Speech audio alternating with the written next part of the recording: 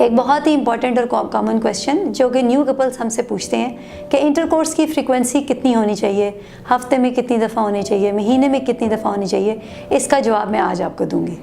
YouTube channel को subscribe करें और बेल के आइकन पर क्लिक करें। अस्सलाम वालेकुम जी, मेरा नाम डॉक्टर मिसबा मलिक है और मैं पिछले 20 साल से as a senior gynaecologist Iqra medical complex new branch Johar town में अपनी खिदमात सर अंजाम दे रही हूँ।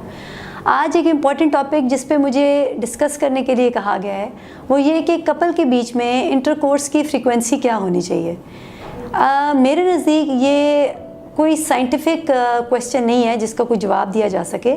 ये कपल की प्योरली अपनी चॉइस है और ये उनकी अपनी चॉइस, अपने सिनेरियो, अपनी इंक्लिनेशन के मुताबिक होना चाहिए। बस मैसेज ये है कि जिस तरह ज़िंदगी के हर काम में मॉडरेशन होनी चाहिए, इस काम में भी मॉडरेशन इख्तियार कीजिए।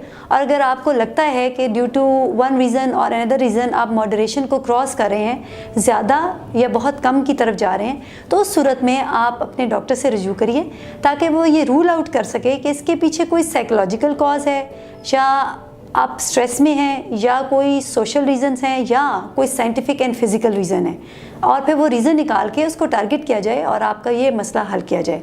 लेकिन generally this is purely couple's own choice.